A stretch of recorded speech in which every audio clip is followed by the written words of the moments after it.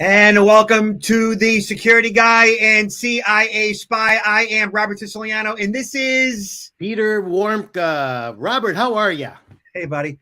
I'm doing pretty good. How are you doing? Oh, I'm doing well. I've been traveling more, which is a good thing. I mean, business has picked up, but the flights are not without complications, delays galore. Yeah, I have done a bit of traveling myself, March, April, a little bit in May, and I almost missed a couple flights. I was delayed a bunch of different times.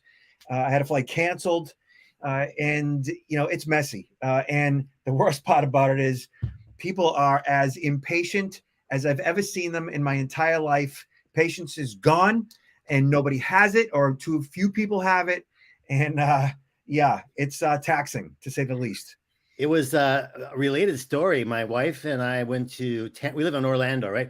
We went to Tampa to see a baseball game between the Rays and the Milwaukee Brewers, and we came out and we went to not too far from the stadium. And we went to a Wendy's, and we were in Wendy's, and there was a lady with her young daughter, and there was another lady with 3 little kids, and all of a sudden there was a commotion at the drive-through. And the guy started pounding, he was in his vehicle and he started pounding at the window for them to open it. They didn't. He parked his vehicle there. He ran inside and he started screaming. And you could just imagine, you could see the faces of everybody in Wendy's that were just like terrified, because when you see something like that, you don't know what's going to happen, right? You just don't know. Fortunately, it didn't escalate to a point where it got physical, but I mean, it got pretty scary there for a minute. And no patience. The first thing you would say is, well, did he have a gun? Did he start shooting? Like, because now that's what's going on. And like what we've seen is like a kid's ball ends up in a neighbor's yard and the kid gets shot. People are driving, we've heard of like road rage and people using firearms a lot in the past. Now it's becoming like as common as anything. They're just the most innocuous thing. Kid knocks on the wrong door to pick up his brother, and the homeowner shoots him, thinking like the kid's breaking into his house. It's like people have just lost their minds. Yeah, ever since people came back, from COVID-19, right, and started going out and circulating again, and now I think it's come back even worse than what it was beforehand. As far as that. No question about it. All right. Let's talk about some less horrible things. All right. So. Well, that doesn't look too good either. You brought up there. Well, it's something that we all need to be aware of. So EPA stresses the need for improved water cyber security. Look at this article came out like just over the past couple of months.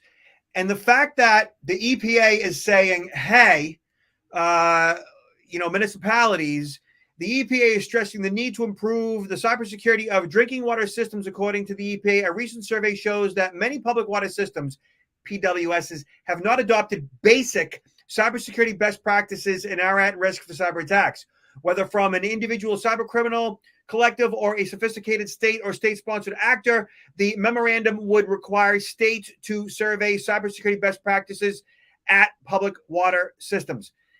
So what they're saying is that even the absolute basics that you have, say, a municipality's public water system is run by 2 old guys who are former plumbers, and they have no understanding of cybersecurity basics. And no offense to 2 old guys and no offense to plumbers, it's just that they're just not prepared for the fundamentals. And so when you go to the EPA's website, they talk about the EPA cybersecurity water sector and what needs to be done. And you click on the basic training, right? And it brings you to a video, which I watched, and it's about cybersecurity. And it is as 101 as it gets, which is fine, because if that's what they need, if they need 101, fine, but they need to take it up several notches as quickly as possible, Peter. Yeah, I know. We've been talking about, this has been an issue for probably at least 10 years, concern about these systems being, attacked. And there's even been, evidence of some of our adversaries, including the Iranians, that have hacked into water treatment plants. So, it can be done. It wouldn't surprise me if a number of our adversaries didn't have, plans on the shelf. Just, when the moment is right, just go ahead and commence these attacks, because it's not that hard. I just looked this up. There's 153,000 public drinking water facilities across the United States. And I would bet you the vast majority of them are not prepared. And it'd probably be easy for anyone to even take a look and say, if some of them did get prepared, they probably posted it on their website that they've upgraded X, Y, and Z. So it's probably pretty easy to find, just from a cursory search, which ones are probably vulnerable without even doing any necessary probes into the system. But this is serious. I mean, we've had countries that have gone to war because of the lack of drinking water. People die because of the lack of drinking water. And, this is worse than if you lose your power. This is cringy. Yeah, if we lose clean water, it's over, Johnny. We are not prepared for that. Most people don't have a clue. So I'm sure I've told you this story in the past. Probably about, at this point, maybe 10, 15 years ago in Massachusetts, there was a rupture in one of the pipelines that's responsible for most of the drinking water to all of metropolitan Boston. And there's two pipes that serve that area, one being a backup. And that rupture, you actually saw it on film. They had a film of it and it blew up. And so basically it shut down what they considered clean drinking water to like 58 cities and towns for like a week. Okay. So they called in the National Guard, and the National Guard brought in drinking water in the form of bottled water to Walmart and supermarket parking lots throughout those 50 something municipalities. Okay. And what happened was pandemonium, meaning that it came down to people waiting in line for water running out. Okay. And people freaking out, and little old ladies getting knocked down for their case of water. Okay. And here's the thing. Everybody had water. Water was coming into their kitchen sink, into their bathrooms. They could flush their toilets. They could take a shower. They all had water. Okay. What they didn't have, or they didn't know they had, was clean drinking water. And apparently not a single person ever got the message that all you got to do is boil it and it's clean. Right. Okay. And what it boiled down to was that spare pipe that for a while had sat stagnant. It hadn't been flushed. They determined after a week was over that actually that water that was coming through was okay to drink. Well, see, this could be a lot worse. I mean, if you have someone attacking the system, they could put something in the system that actually would be be poisonous, that you couldn't even use it for other purposes, right?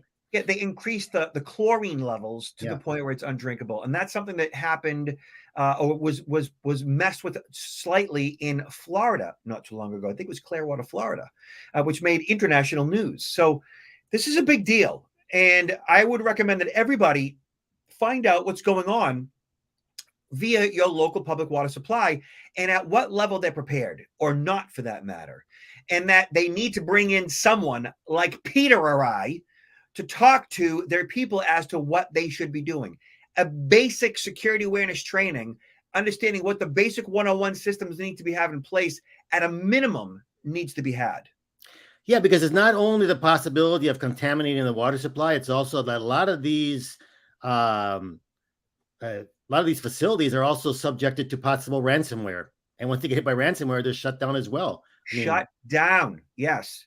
So we will provide links to the Security Magazine article and the EPA's website in the show notes. And this one is a big deal. I would suggest that not only do you follow up and find out what's going on with your local municipal, water supply, and or talk to the mayor, talk to the city council, talk to the city aldermen, whoever, right, governor for that matter, and then you need a water backup. Peter, I have at this point, I think maybe 150 gallons of backup water that should last me like a good 6 to 8 weeks, maybe. That may or may not include bathing, but it definitely includes drinking and cooking. Yeah, we don't have quite that many, but we're in the process of stocking up now because hurricane season is just starting, and that's the biggest concern, when it comes to hurricanes, loss of power, and especially loss of drinking water. So I would everybody here is recommend, beginning to stock up. yeah, getting the 5-gallon jugs that you see at the water cooler.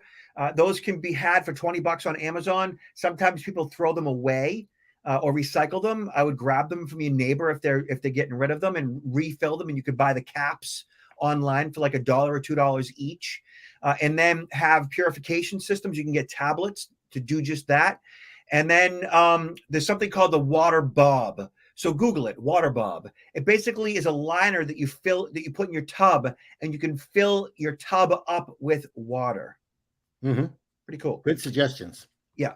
All right. So next in line, check this out, Peter. So hackers leaked over 721 million passwords in 2022. It only gets worse. It never gets. Oh, it's like a broken record, isn't it? Just the record gets louder. Yeah, and scratchier. So there's no simpler way to hack someone's account than to enter their username and password.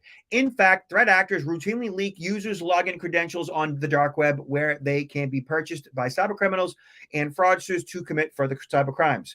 According to researchers today by cybercrime analytics provider SpyCloud, researchers discovered 720 plus million exposed credentials. Many of these credentials were harvested from third-party business applications exposed to malware. To make matters worse, Peter, researchers found that 72% of the users whose credentials were exposed in the last year, breaches were found to be still using already compromised passwords.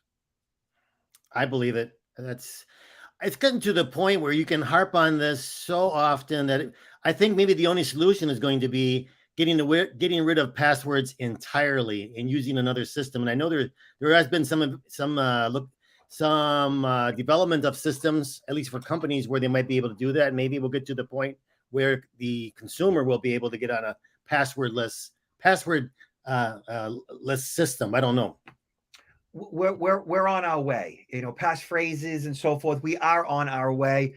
Google and Apple and others are rolling out various systems where they recognize the device, they recognize your IMEI address, they recognize your IP address, and once you are authenticated, you are authenticated for a good period of time. But we have not phased out passwords quite yet. So on my site, protectnowllc.com, we have access to 13 billion stolen credentials, including email addresses as usernames and passwords. So check if your password has been breached. Password checker. So you should not have a password. You should have multiple passwords. Okay. So give you an example. If I type in, check if your password has been breached. If I type in, I don't know, 1, 2, 3, 4, 5, 6 consecutive numbers, and we do a quick check, 1 through 6 as a password has been used 37,615,083 times. That's the epitome of dumb. So, but I mean, for example, though, it won't pair up. This database won't pair up your username with the password. It's just showing how often that password, which you thought was unique, let's say, there are other people using the same password. Exactly. If I type in PASSWORD, then we get, I don't know. Oh, wait a minute. Hold on. Oh, that's in caps. That's 112,000 people are using password in caps as a password. Let me do it in lowercase, PASSWORD. So lowercase password, 9,659,000 times. It sounds like a very good tool. I would encourage everybody to even if you think you're doing a really good job, it doesn't hurt to take a look at, how many other people are using your password. This is so bang your head against the wall. I just can't even get over it. Okay. What else did I want to talk about? So this one is a bit bizarre, but I think it's important. Those of you who have kids, Okay, especially 18 and under. But the problem is not just 18 and under. Sextortion is a problem. I have a friend, her son recently engaged in sextortion, in meaning as a victim. He met a pretty girl online, and she, which is probably a he, convinced her son to share a penis pic.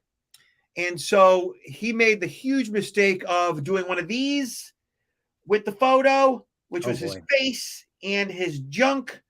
And he provided it to this scammer who immediately blackmailed him, sextorted him, and the boy paid like several $100s in Bitcoin money. Like probably without the parents knowing about it initially, right? Yeah. And the boy, like freaking out, got his mom involved, and he was very upset, crying the whole thing, like obviously for obvious reasons. I mean, that's traumatic. And he's a victim of a crime here, of a sex crime. Okay. And the mom called me because she's a friend of mine, and I said, number one, the money's gone. That's not your concern here. The concern is your boy's well-being. It's his mental health. Mm-hmm. I said to her, do not repeat this to your boy. He's the victim of a sex crime. And it's not something that you necessarily, a term you want to repeat to him, because that'll only just like make it worse in his head, but it's something that you need to understand, and it's serious. And that this form of cyber sex crime, sextortion, form of bullying, definitely financial fraud, has affected kids in certain ways where they've taken their lives. And that's the issue. Okay. Right. That's the big problem here. And I explained to her that this is not a technology problem. This is a parenting problem. And you're a great mom, and everybody knows that. This does not make you a bad parent. It just means that you need to connect with your son in different ways that you never thought you had to. So, see, a lot of times, not even the parents are aware of this level of criminal activity, let's say, right? So they don't, if more parents were aware of this, they maybe would have conversations with their kids. Oh, I heard about this, I read about this, or read this article. But if the parents are kind of like in the dark, they don't highlight this for their children, and the children probably think, it's not a big deal. It's funny. It's not funny. I was at an event yesterday. I was at a banker's cybersecurity event, and one gentleman was even saying that it's not just young people that can be, taken in by this. Even individuals who are over 65. There's been cases where elderly gentlemen have been, people that are kind of victims of a romance scam, but in this case, it's actually, sextortion, the way that it actually ends up. So people of all ages can be victimized by this. Totally. Romance scams are awful.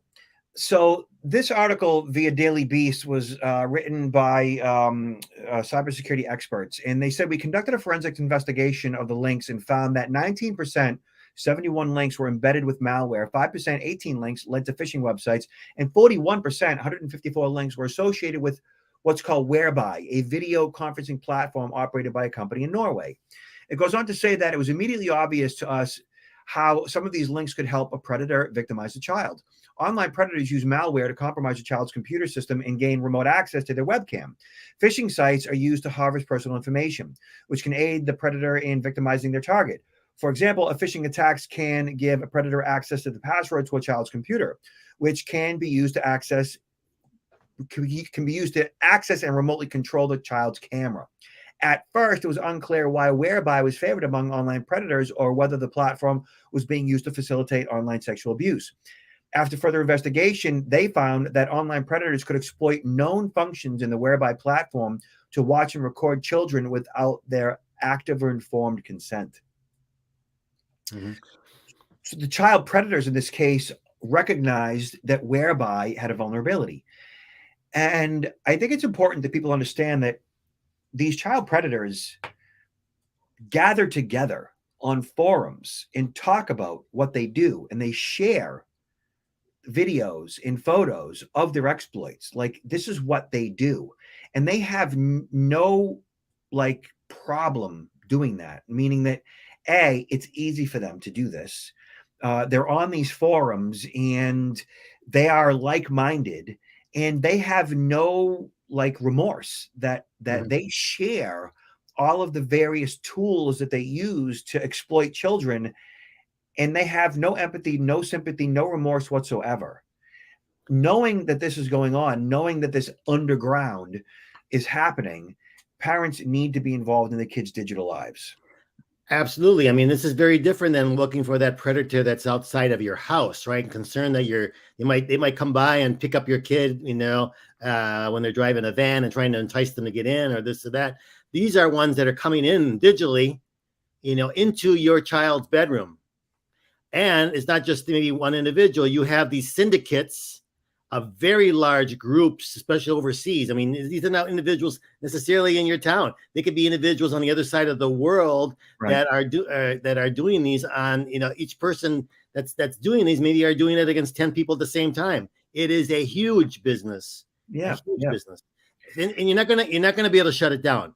We're not going to be able to shut it down. It's going to pop up. It's just a matter of really, as Robert says, protecting your children, make sure your children are, receive the proper guidance on this, because it's always going to exist.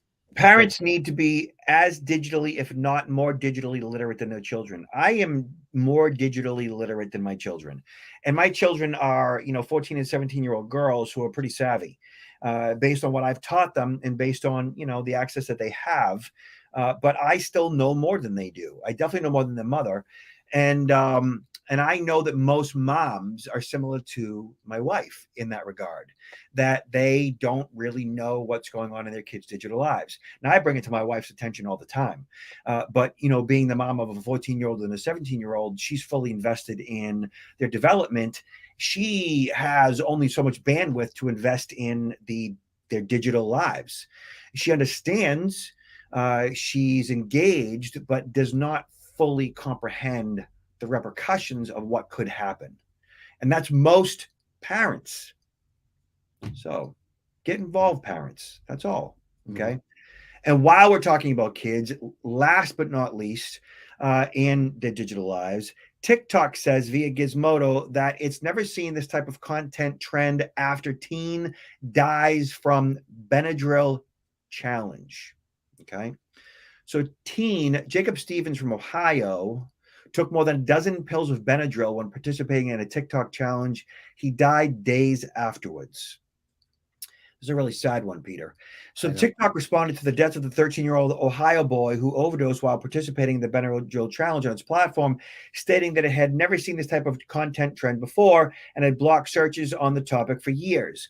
The social media platform's response came days after Jacob Stevens died after spending nearly a week on a ventilator. The teen was at home with friends who were recording him when he took more than a dozen Benadryl pills as part of the challenge, according to the local media outlet. Stevens then started seizing and was taken to the hospital, where doctors and teen's family said he would never wake up. So I think we all have like an immediate reaction to this. And what's your immediate reaction, Peter? And no judgment. What's your immediate reaction to this?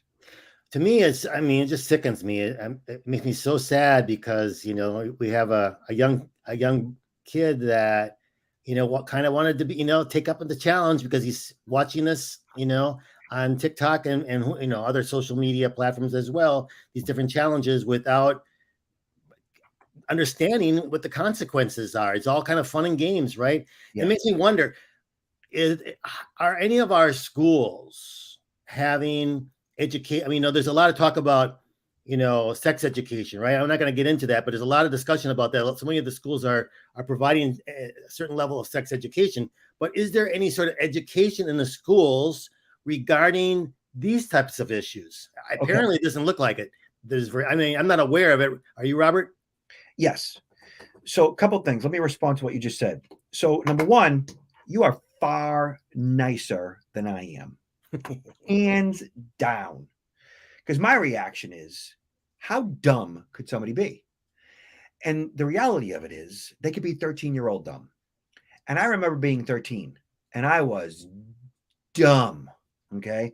I didn't really smarten up until I was like 53 and I'm 54. So it's taken me a while. Okay. And I can see how a 13-year-old could just be so dumb. And then the next question is, well, where are the parents? And that's always the next question. And I know where the parents are. Clueless. And I can't blame the parents and I can't blame the kids because it's just like, I mean, yes, the victim is, while they're not responsible for what happened to them, they're in the best position to prevent it. And while the parents, are there to parent, how are they even supposed to know that a 13-year-old is so stupid to take 13 Benadryls? Like, it's just so unbelievably, ridiculously dumb that you can't even imagine that that's something that would end up on video and on TikTok for that matter. And then it's a challenge. Like, that's how ridiculous we as a culture and a society have become. Mm-hmm. And so it's just so important that parents are involved in their digital lives, that they are that aware. Like, if you do a quick search for most dangerous TikTok challenges, you'll see, 7 dangerous TikTok challenges kids fall for. The blackout challenge has been linked to 20 deaths. Like, it doesn't take much to find this resource and scroll through and find out what the hell is going on out there with our kids and what are they doing that's just so ridiculously dumb. The risks that we faced as kids would be overdosing, like on regular drugs like speed, right? Or cocaine for that matter, or alcohol. Now it's like Benadryl or a variety of other over-the-counter or pharmaceuticals that their parents may have access to. I mean, that's been going on forever, right? Mm-hmm. Dying of, car accidents, like, because we sped. Like, I don't even know how many times I've done in excess of 100 miles an hour. And the fact that I'm still here and I haven't killed anybody, as a teenager. But now parents, knowing that this is a thing, spread the word, please. Yeah, we shouldn't be able to plead ignorance, right? The information's out there. That's it. The information is out there. All right, Peter. So, all that being said, tell everybody where you're at, what you got going on. Well, my site, counterintelligence-institute.com, where you can learn a lot about the different activities, conferences and training programs. And please, if there's any interest in, and I will extend that also for Robert, interest in either of us to come out and do a presentation for your company or the organization that you're a member, or even do something virtually, please reach out to us. I'm on the road more and more now, and as people are getting back into the swing of having in-person meetings, I'm also doing some writing. I'm going to be unveiling another book, my second book, during the next podcast. So I don't want to go into that yet, but I'll unveil it next time. What about you, Robert? I can be seen at protectnowllc.com. And I would say go to any of the drop downs as a cybersecurity speaker, trainer. We have e-learning, and you can download our speaker topics PDF at protectnow.com/cybersecurity speaker. It's all right there. We'll include that in the notes. Peter, last words. Stay safe out there, and also, look after your children, look after your loved ones, and make sure that they're staying safe as well. We need to be guardians of our fellow loved ones. We do, and just be nice to each other. Right. Talk to you later, Peter. Take care.